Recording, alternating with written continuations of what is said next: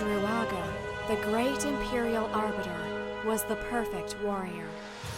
He wasn't born with unique powers, but for as long as he could remember, since he was old enough to wield a weapon, Druaga lived for greatness. In his youth, he traveled the world in search of glory, and there is no doubt that he succeeded. He overcame impossible feats, defeated enemies no other man could, and his charisma allowed him to become the greatest imperial agent of his era. So, when he turned 50 and was selected to become the personal tutor of the young Elijah Giovanni, future emperor of the world, Druaga felt a mixture of pride and satisfaction. That boy would become his legacy, and even if he could not become as great as the Arbiter himself, a part of Druaga would always live on inside of him. But when he started training Elijah, who would someday occupy the imperial throne, Druaga understood. The young man would eventually surpass him easily. It was not a question of talent or will. Elijah had real power. Day after day, year after year, the truth was becoming painfully obvious to the old Arbiter. In this world, there were special people, beings endowed with superior skills that shake the very foundations of fate, and Druaga was just a bystander. Elijah would be everything that the Arbiter was not, and do things that he could never do. That idea filled Druaga with satisfaction. He loved the young man as if he were his own son. He was proud of him, but why then was there a part of him that was so upset? Druaga awoke. His strange dreams were becoming more frequent and annoying. While he was washing his face, he took the opportunity to look at himself in the mirror and confirmed what he already feared. The lack of rest had begun to affect him physically. Why wasn't he special? In his head, he repeated the same question again and again. It had been several days since Elijah had left with his fiancée to investigate a series of strange events. When thinking about what the boy could be doing at the time, the old man smiled. The future emperor was a lot like him when he was young, with a strong sense of justice and an avid desire to do great things. But the Arbiter knew that Elijah would go much farther than he ever did. He would do things of which the old man could only dream. At the end of the day, Druaga had barriers he could not cross.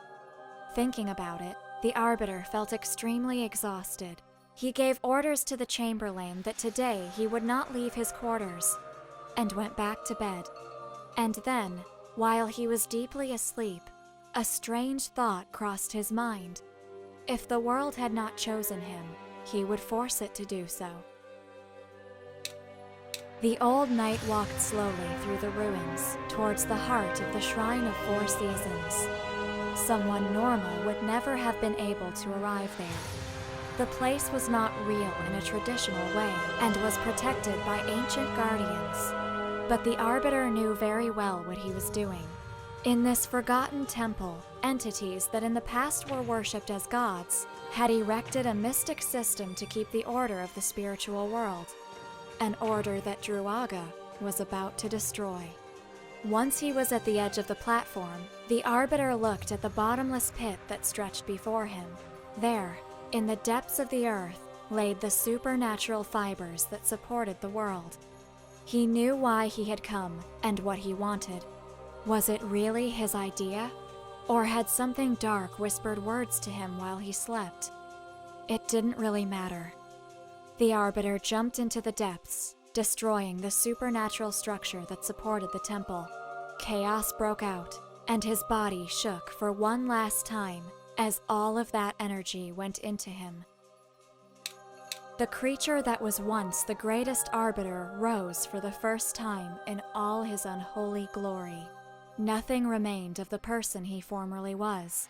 Now, he was an exceptional entity, an unnatural avatar that existed in different planes all at once. His body and soul were detached and acted independently as extensions of a higher will. When he opened his eyes, he heard the sound of thousands of voices screaming in unison while order of the world crumbled. And he smiled. Now he was chaos. Now he was war. Now he was power. Now he existed in all worlds at once. And he was special. Waiting in the center of the ruins, a part of the mind of Druaga was following closely the remote progress of the intruders who were fighting his servants. Many of the attackers were entities of great power, special beings who had changed the world's fate with their own hands many times in the past, and they were there just to stop him.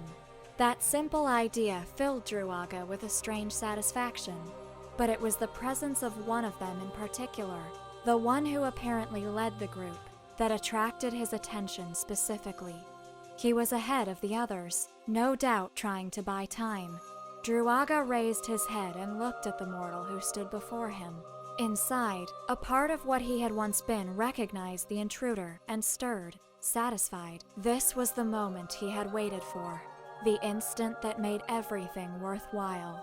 A mixture of pride and hatred filled him when he uttered the name of his disciple and saw that Elijah recognized him. To win, to lose, it mattered very little. Druaga was complete.